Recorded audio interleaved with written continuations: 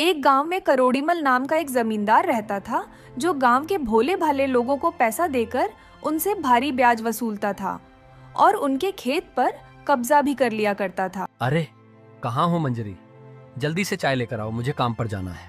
ला रही हूँ जी। कितनी देर से यही बात बोल रही हो कि ला रही हूँ। अरे कब लाओगी?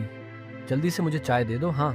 मंजरी एक थैले में चाय पैक करके करोड़ीमल को दे देती है। ये लीजिए आपकी गर्मा गर्म चाय। बोल तो ऐसे रहे जैसे खेत पर आप स्वयं हल जोतेंगे। अरे दूसरों का खून पीने के अलावा आपने अपने जीवन में कोई दूसरा काम किया है क्या? आज का दिन मेरे लिए बहुत शुभ है मंजूरी। सुबह सुबह ऐसी बातें करके मेरा मूड खराब मत करो। हाँ।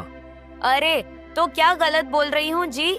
यहाँ से जाकर खेत पर आराम से कुर्सी पर बैठ जाओगे और 2-3 घंटे कपटा और संपत से अपने पैरों की मालिश करवाओगे।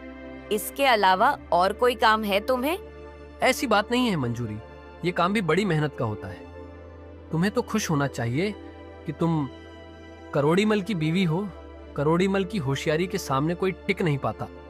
जिसे आप होशियारी कहते हैं ना, उसे दूसरी भाषा में कमीनापन कहते हैं।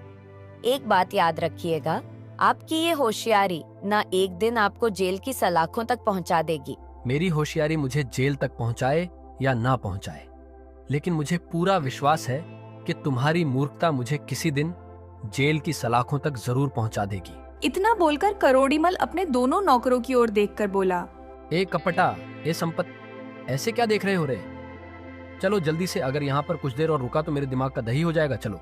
करोड़ीमल अपने खेत में जाकर कपटा और संपत से पैर दबवाने लगा। अरे कपटा, मुझे बताओ कि अब गांव में कौन कौन रह गया है जिसका खेत अब तक हमारे नहीं हुए? अभी तो आधा गांव है सरकार। क्या? तो फिर मेरी होशियारी का क्या फायदा? मैं इतनी मेहनत से पैसा कमाकर लोगों को ब्याज पर पैसा देता हूँ और भारी सूद लगाकर उनसे मनमानी करता हूँ, और अब भी सिर्फ गांव के आधे खेत ही हमारे हुए हैं। निकम्मो, दिन भर मेरी रोटियां तोड़ते हो तुम दोनों। कोई मुझे अच्छा उपाय नहीं दे सकते। इतना कहकर करोड़ीमल ने एक लात का पट्टा के मुंह पर मार दी। सरकार, एक किसान अभी है जिसने आपके पैसे अभी तक नहीं लौटाए। आज उसके पास 12 बजे तक का वक्त था। सरकार, वो अपने वक्त से 5 मिनट लेट है। कौन है वो? अरे वही अपना रतन, जिसके खेतों पर आपकी बहुत सालों से नजर है। मैं अभी रतन का हिसाब किताब देखकर आता हूँ, तुम दोनों यहाँ से कहीं मत जाना। इतना कहकर करोड़ीमल चला गया।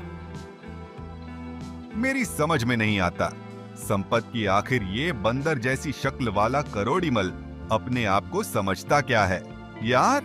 ओ कपटा, पता नहीं अपने आप को समझता क्या है। बोलता तो ऐसे है जैसे इससे ज्यादा चालाक सारे संसार में कोई नहीं।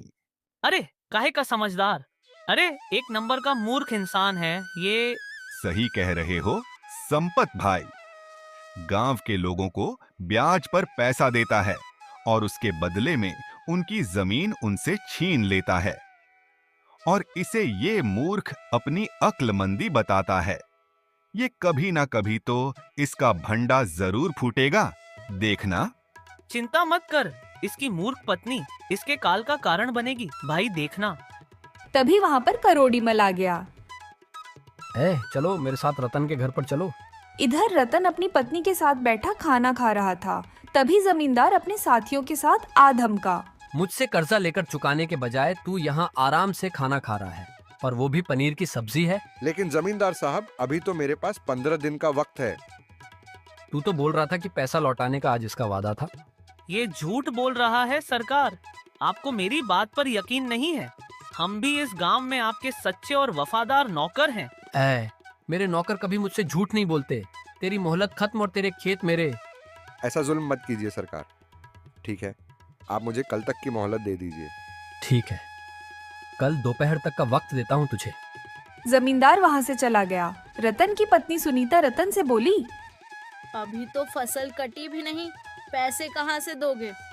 खेत बचाने के लिए मेरे मन में जो आया मैंने बोल दिया। गई भैंस पानी में। सत्यानाश, अब तो खेत भी गए हाथों से। बस करो सुनीता, मुझे कुछ सोचने दो।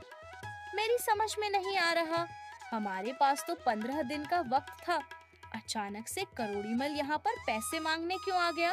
जिस तरह से उसका नौकर संपत उससे बात कर रहा था, उससे मुझे यही लगता है कि उसने करोड़ीमल से झूठ बोला है। उस कलमुए को झूठ बोलने की आखिर क्या जरूरत थी? उसके एक झूठ से हमारे खेत हमारे हाथ से जा सकते हैं। सारा गांव जानता है कि कपटा और संपत दिन भर करोड़ीमल की चापलूसी करते रहते हैं, और करोड़ीमल को कौन नहीं जानता। हो ना हो, कपटा और संपत में से किसी एक ने डरते हुए ये झूठ उससे बोला है। अब खड़े खड़े जेम्स बॉन्ड बनना बंद करो और ये सोचो कि आगे करना क्या है। फिलहाल तो मैं कुछ देर के लिए अकेला रहना चाहता हूँ ताकि कुछ सोच सकूं, और तुम जब तक मेरे आसपास रहोगी तो मैं कुछ सोच नहीं पाऊंगा। मैं जंगल जा रहा हूँ, सिर्फ वही एक जगह है जहाँ एकांत में बैठकर मैं कुछ उपाय सोच सकता हूँ। रतन जंगल निकल गया।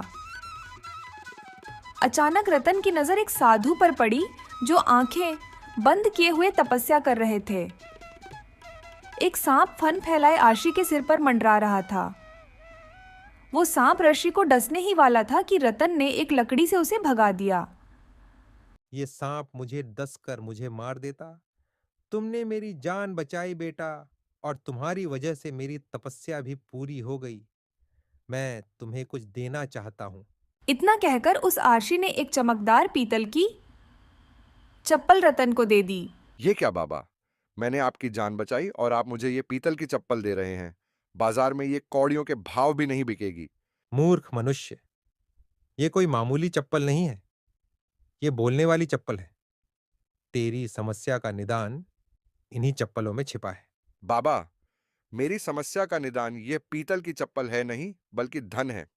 मैंने कुछ समय पहले गांव के जमींदार से ब्याज पर पैसे लिए थे और उसे चुकाने के लिए मेरे पास 15 दिन का समय था, लेकिन वो आज ही अपने पैसे मांगने आ गया, वो भी ब्याज सहित।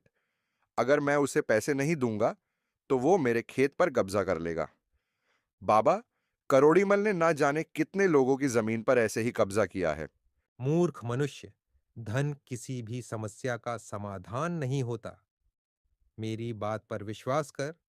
तेरी समस्या का निदान, और यहां तक कि सारे गांव की समस्या का निदान, इन्हीं चप्पलों में छुपा हुआ है। ये बात तुझे कुछ समय बाद स्वयं पता लग जाएगी। बाबा, आप करोड़ीमल को नहीं जानते। अरे, उसकी होशियारी के आगे आज तक कोई नहीं टिक पाया। चिंता मत कर बच्चा, करोड़ीमल की होशियारी धरी की धरी रह जाएगी मेरी इन बोलने वाली चप्पलों के आगे जो मैंने तुझे दी है। बाबा, लेकिन ये कहाँ बोल रही है? ये तो बड़ी साधारण चप्पल लगती है। ये अपनी मर्जी से बोलती है। समय आने पर तू सब जान जाएगा। चप्पल पहन ले और निश्चिंत होकर अपने घर चला जा। रतन वहां से चुपचाप चला गया और अपने घर के बाहर अपने आप से बोला, सुनीता को नहीं बताऊंगा उस बाबा के बारे में, नहीं तो सारे गांव में ढिंडोरा पीट देगी। बोल दूंगा कि मोहन के घर पर गया था पैसे उधार मांगने के लिए, मगर मोहन ने पैसे तो उधार नहीं दिए। ये पीतल की चप्पल मुझे पकड़ा दी। रतन के घर में घुसते ही उसकी पत्नी सुनीता ने सवालों की बौछार कर दी। इतनी देर जंगल में कैसे लग गई आपको? मैं आपका कब से इंतजार कर रही थी। मेरे मन में कितने बुरे बुरे विचार आ रहे थे। आप जानते हैं मुझे आपकी कितनी चिंता हो रही थी। और ये चप्पल आपको कहाँ से मिली? तभी उस चप्पल से रतन की ही आवाज आने लगी जो उसने बाहर अपनी पत्नी के बारे में बोला था। नहीं बताऊंगा, नहीं तो तुम सारे गांव में ढिंडोरा पीट दोगी। यह सुनकर सुनीता का गुस्सा 7वें आसमान पर पहुंच गया। क्या कहा तुमने? तुम्हारी हिम्मत कैसे हुई ये बोलने की? सुनीता, ये मैंने नहीं बोला। तो फिर किसने बोला? मुझे क्या मूर्ख समझा है? रतन ने सारी घटना सुनीता को बता दी। सही बोल रहे हो। मुझे कुछ कुछ लगा ही था कि आवाज इन चप्पलों से आई है। वैसे भी साधु महाराज ने कुछ सोचकर ही बोला होगा। चलो अब सो जाओ। एक गांव में धनी राम नाम का बदमाश व्यक्ति रहा करता था जो गांव की भोले भाले गरीब, अशिक्षित, असहाय लोगों की जमीनों और घरों पर गांव के मुखिया की मदद से अवैध कब्जा कर लेता था। एक दिन की बात है, धनीराम गांव के व्यक्ति सुखिया के पास जाकर बोला, हाँ भाई, कैसा है रे सुखिया? ईश्वर की कृपा है धनीराम भैया, आप यहाँ कैसे पधारे? मुझे तुम्हारे जैसे भिखारियों के घर में आने का कोई शौक नहीं है, समझा? मैं तो बस तुझे ये याद दिलाने आया हूं कि आज महीने की 20 तारीख है। 25 तारीख तक इस मकान को खाली कर देना। ये कैसी बातें कर रहे हैं आप? मैं भला अपने मकान को खाली क्यों करूंगा? अबे, ये घर तेरा कब से हो गया रे? ये घर तो सरकारी है और सरकार हमारी है, तो जाहिर सी बात है ये घर हमारा हुआ। ये गलत बात है धनीराम जमींदार। ये घर हमें सरकार ने बनवा कर दिए थे। आपको इसे छीनने का कोई अधिकार नहीं है। अरे, और तो और लोग तो दूसरे लोगों को कर्ज देकर उनसे भारी ब्याज वसूल उनका मकान छीन लिया करते हैं, लेकिन तुमने तो हद पार कर दी। ना ही मैं तुमसे कोई कर्जा लिया और ना ही मेरे पर कोई ब्याज चढ़ा है, फिर भी मकान क्यों खाली करूं? अच्छा, तो फिर अपने इस मकान के कागजात दिखा। देख लीजिए धनीराम जी, ये मकान मेरे ही नाम है। आप इसे मुझसे छीन नहीं सकते। सुखिया की बात सुनकर धनीराम ने अपनी जेब से दूसरे कागज निकालकर सुखिया को दिखाते हुए बोला, तो फिर ये कागज किसके नाम में है? ये तो मेरे नाम में है सुखिया। तेरे इस घर को मैंने कुछ दिन पहले ही सरकार से खरीदा है। लेकिन सरकार मुझे बगैर बताई आपको ये घर कैसे बेच सकती है? अब ये जाकर सरकार से पूछ, मुझसे क्यों पूछ रहा है? मेरे पास इस मकान के खरीदने के कागज हैं और इस घर को कोर्ट से खाली करने के नोटिस भी हैं। मैं तो बस इसीलिए तेरे पास आया था कि तू गांव का है, मेरी बात समझ जाएगा। लेकिन अगर तू सीधी तरह से नहीं माना तो मैं तुझे धक्के देकर 25 तारीख को इस घर से बाहर निकाल दूंगा। ये तो सरकार ने हमारे ऊपर बहुत अत्याचार किया। पहले हमें मकान मुफ्त में दिया और फिर इस मकान को धनीराम जैसे बदमाश को बेच दिया। नहीं शारदा, मुझे धनीराम की बात पर बिल्कुल भी भरोसा नहीं है। मैं अपनी समस्या का समाधान लेकर झुमरी के पास जाऊंगी। सिर्फ वही है जो इस गांव में शिक्षित है। इतना बोलकर सुखिया झुमरी के घर की ओर चल दिया। सुखिया झुमरी के घर के बाहर झुमरी को आवाजें लगाने लगा। झुमरी बिटिया, दरवाजा खोल, मैं बहुत मुसीबत में हूँ। दरवाजा झुमरी के पति बसंत ने खोला। क्या बात है सुखिया चाचा, आप रो क्यों रहे हैं? सब कुछ ठीक तो है? क्या बताऊं बसंत बेटा, धनीराम जमींदार मेरे घर आया था और बोल रहा था कि उसने मेरा मकान भारत सरकार से खरीद लिया है। तो इस मामले में झुमरी क्या कर सकती है? एक बार मुझे झुमरी से बात करने दो बेटा। मुझे धनीराम जमींदार पर बिल्कुल भी भरोसा नहीं है। सुखिया चाचा, आप तो जानते हैं कि पिछले कुछ महीनों से झुमरी का संपत और कपट्टा ने वैसे भी जीना हराम कर रखा है। संपत और कपट्टा मुखिया के साथ ही हैं और मुखिया धनीराम जमींदार का दोस्त है। मुझे हमेशा अपनी पत्नी को लेकर डर सताता रहता है। आप यहाँ से जा सकते हैं, मैं इसमें आपकी कोई मदद नहीं कर सकता। सुखिया वहाँ से जाने ही वाला था कि तभी झुमरी वहाँ पर आ गई। ये क्या कह रहे हैं आप? गांव के लोग अगर मुझसे मदद मांगने आते हैं तो आपको तो खुश होने की जरूरत है। आप उनका दर्द बांटने की बजाय अपने घर से बाहर भाग रहे हैं, तो फिर आप में और उन दुष्टों में क्या फर्क रह गया? मुझे तुम्हारी चिंता सताई रहती है। झुमरी की कहीं मुखिया तुम्हारे साथ कोई अनहोनी ना कर दे। चिंता मत कीजिए, मैं एक पढ़ी लिखी शिक्षित लड़की हूँ। शिक्षा सबसे बड़ा हथियार होती है। मुखिया, धनीराम, संपत और कपट्टा मेरा कुछ नहीं बिगाड़ सकते। आप मेरे साथ चलिए सुखिया चाचा। लेकिन कहाँ झुमरी? धनीराम जमींदार के घर। पर मैं तुम्हें अकेले नहीं जाने दूंगा, मैं भी तुम्हारे साथ चलूंगा। झुमरी अपने पति बसंत के साथ सुखिया को लेकर धनीराम जमींदार के घर पर पहुंच गई। मैं मुखिया, संपत और कपड़ा से तेरे बारे में ही बात कर रहा था। झुमरी की तू कब आएगी? और देख, तू यहाँ पर आ भी गई।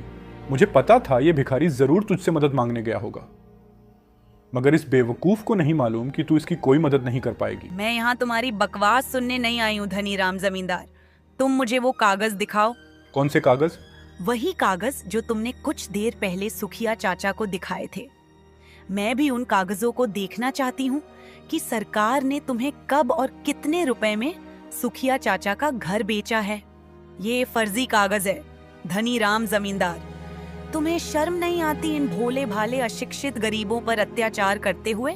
हाँ, ये फर्जी कागज हैं। सुखिया चाचा, धनीराम ने आपसे झूठ बोला।